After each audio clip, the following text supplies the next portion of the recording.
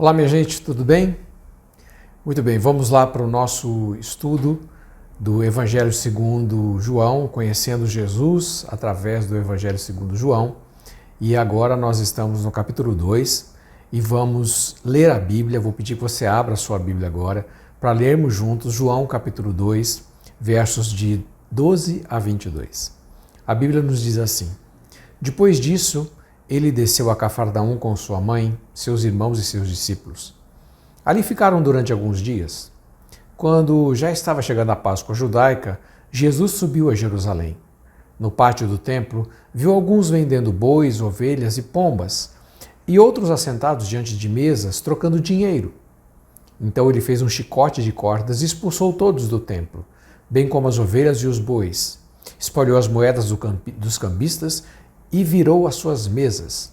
Aos que vendiam pombas, disse: Tirem essas coisas daqui, parem de fazer da casa de meu pai um mercado.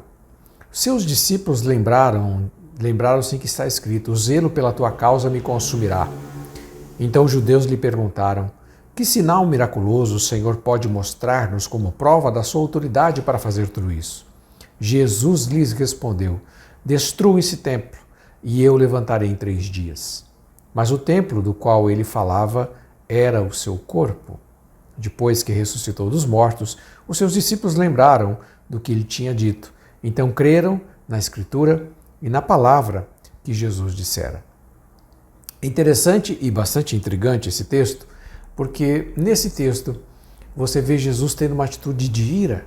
O Cordeiro de Deus, que, como estudamos alguns estudos atrás, foi apontado por João Batista: Eis o Cordeiro de Deus. O Cordeiro de Deus se transformou num leão, no leão da tribo de Judá. E por que Jesus teve uma reação tão contundente, tão forte, que às vezes Jesus é pintado de uma forma tão branda, né, pelos pintores, com aquela cara mansa? Jesus realmente é uma pessoa mansa, mas manso não quer dizer ser bobo, não é? Manso não quer dizer não ter posição. E Jesus mostrou que ele tem uma posição de preservação daquilo que é de Deus. É uma coisa muito interessante.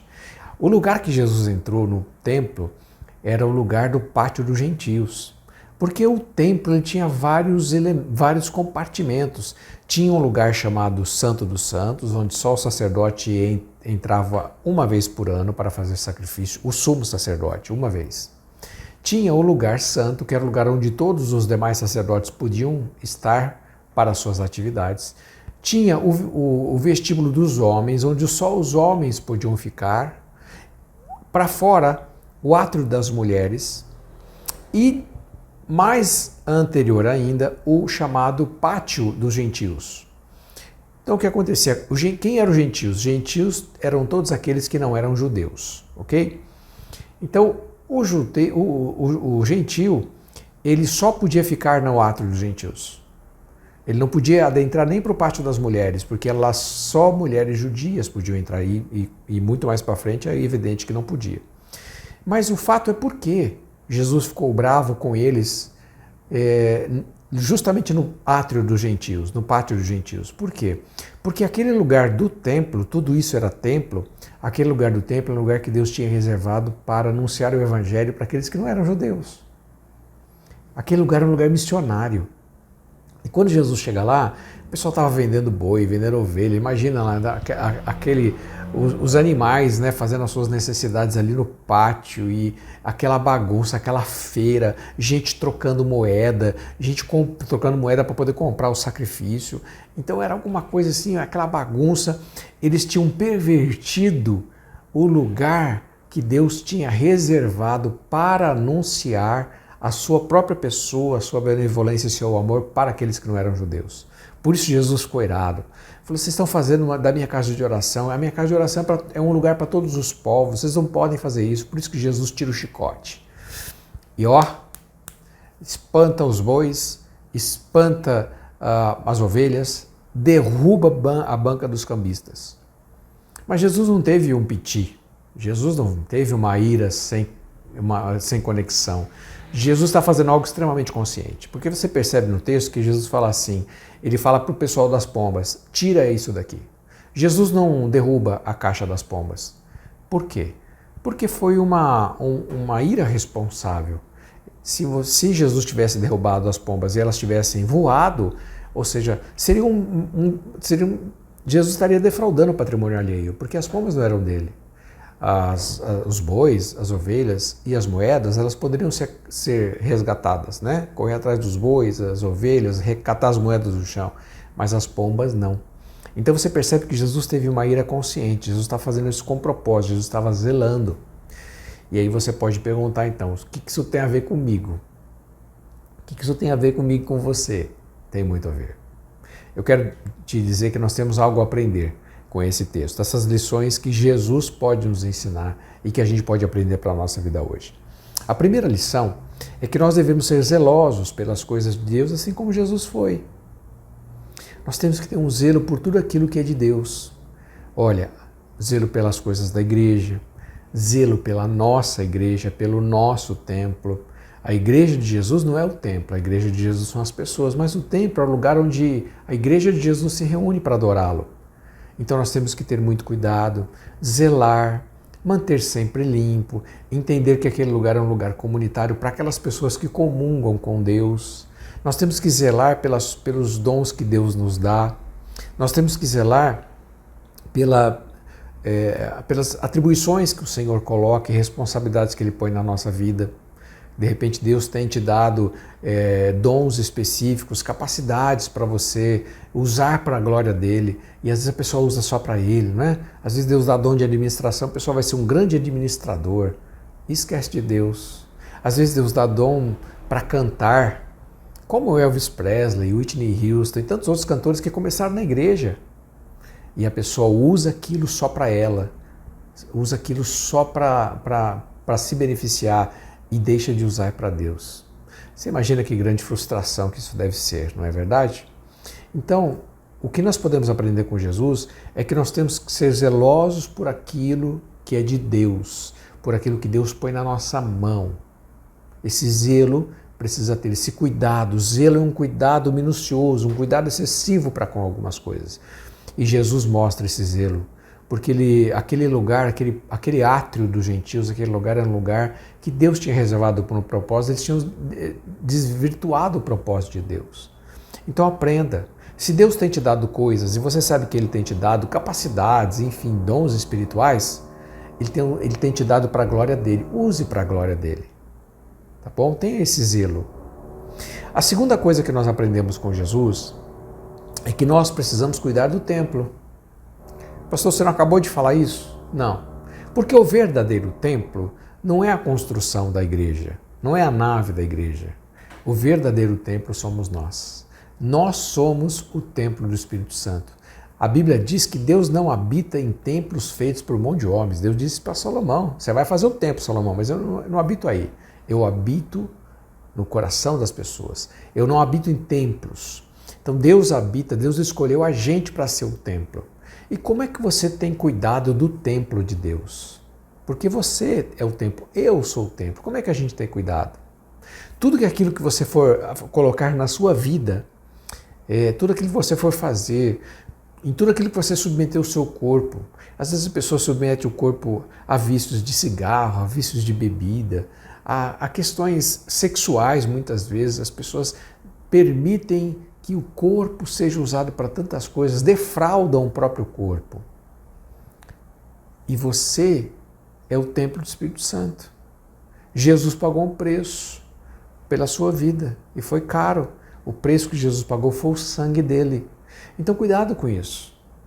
Porque Jesus inaugurou aqui esse conceito, né, que o apóstolo Paulo vai desenvolver nas suas cartas, que nós somos o templo do Espírito Santo, Deus habita em nós. E Jesus diz assim, Jesus usa quando eles perguntam para Jesus assim, Jesus, mas como é que que autoridade você tem? Que milagre você pode nos mostrar para mostrar que você tem autoridade para fazer o que você fez aqui? E Jesus fala assim, destrui esse templo que eu vou reconstruir em 3 dias. Aí o pessoal fala assim, pera, esse templo demorou mais de 40 anos para ser construído, como é que você vai construir em 3 dias?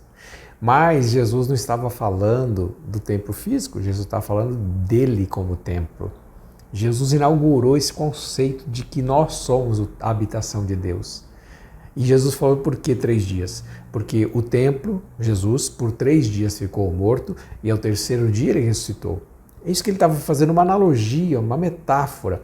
Destrói esse templo aqui, Jesus falava assim, que em 3 dias eu vou reerguê-lo. Jesus ficou morto por 3 dias, no terceiro ele ressuscitou. E quando ele ressuscitou, os discípulos lembraram, poxa, Jesus tinha dito isso mesmo lá, quando ele desbancou lá os cambistas e fez toda aquela muvuca ali, né, no templo. Então, cuidado com o templo que é do Espírito Santo. Você não pertence a você mesmo, nós pertencemos a Deus. Se você entregou a sua vida para Ele, o seu corpo pertence a Ele. Cuidado com o que você vai fazer com aquilo que não é seu. Você não tem cuidado com as coisas dos outros? Pois é, o seu corpo não lhe pertence mais. Então tenha cuidado, porque ele pertence a Deus. E a terceira e última coisa que nós podemos aprender com Jesus é que nós não devemos corromper o propósito divino de alcançar as pessoas, assim como os judeus estavam fazendo, os cambistas e os vendedores. Deus escolheu aquele lugar como um lugar missionário, para anunciar às pessoas. Aquele lugar do templo era um lugar para anunciar o evangelho às pessoas, ou as boas novas, ou anunciar o amor de Deus. Por isso que Jesus ficou irado. E nós, o templo, nós temos a responsabilidade de mostrar para as pessoas que Jesus habita em nós. Então veja que responsabilidade. Quando você testemunha de Cristo para alguém, quando você fala de Jesus para alguém, você está exatamente fazendo o que Jesus pede para você fazer. Você é o templo de Deus e você tem a obrigação, assim como eu, de falarmos do amor de Deus para as pessoas.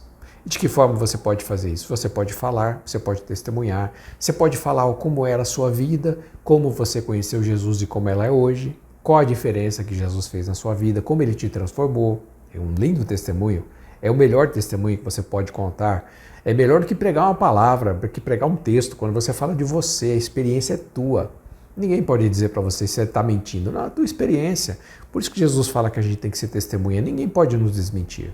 Então nós temos essa responsabilidade muito grande de falarmos do amor de Deus para todas as pessoas, de sermos esse templo que anuncia, esse espaço, esse lugar do templo que é missionário. Tem um missionário dentro de cada um de nós. O dom de missionário não tem na Bíblia, porque todos nós somos. Então, não defraude a Deus nessa responsabilidade que Ele te deu de anunciar e falar do amor dele para todas as pessoas. Eu espero que essa palavra tenha falado com você e que ela te direcione, que ela te anime, que ela seja um incentivo para você buscar a Deus dessa forma, para você ser zeloso com aquilo que Deus deu para você ser zeloso com o templo que é você, que não te pertence mais, né? E para você ser zeloso para com a responsabilidade que Deus colocou na nossa vida de sermos os missionários para a nossa família, para os nossos amigos, para os nossos vizinhos, para todos aqueles que estão ao nosso redor. Amém? Muito bem. Nós vamos agora então para o nosso quebra-gelo. Quebra-gelo de hoje, tá bom? Na sua opinião, eu gostaria que você me dissesse quem você conhece que se parece muito com Jesus? Nas atitudes, quem é? Você pode citar alguém? Você fala assim, ó, essa pessoa que eu conheço, ela se parece muito com Cristo. Eu tenho uma pessoa para citar. Foi a pessoa que foi o reitor da Faculdade Teológica na época que eu fiz seminário. Ele é um americano, ele está vivo ainda, mas já está com quase 90 anos, reverendo Elton Wood. Ele foi o nosso reitor e foi meu professor. Eu via, até hoje eu vejo que ele está vivo, aí a maior expressão da santidade de Deus na vida daquele homem. Que homem santo, que exemplo de Jesus para mim ele foi. Qual foi o seu? Vamos compartilhar.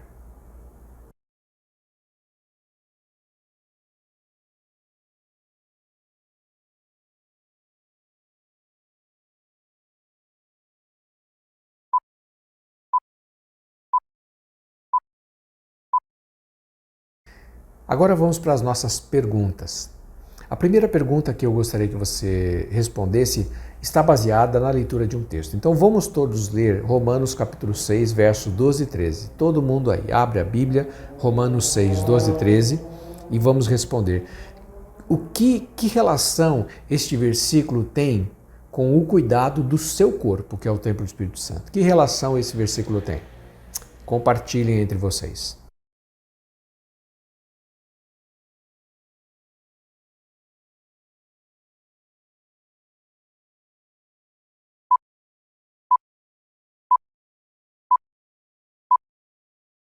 Segunda pergunta. De novo, vamos ler primeiro livro de Reis, capítulo 8, verso 27 e responder. Qual lugar tem o tamanho suficiente para Deus morar? Veja nesse versículo de 1 Reis 8, 27. Qual lugar tem tamanho suficiente para Deus morar?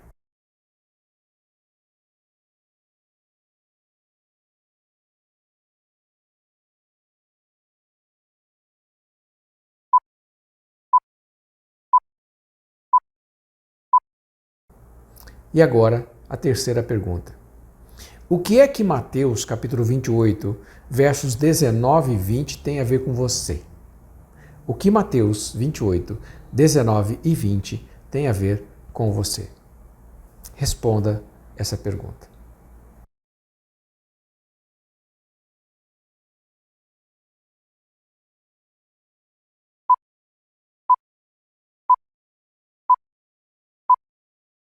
E Deus abençoe a reunião de vocês e o seu dia em nome de Jesus.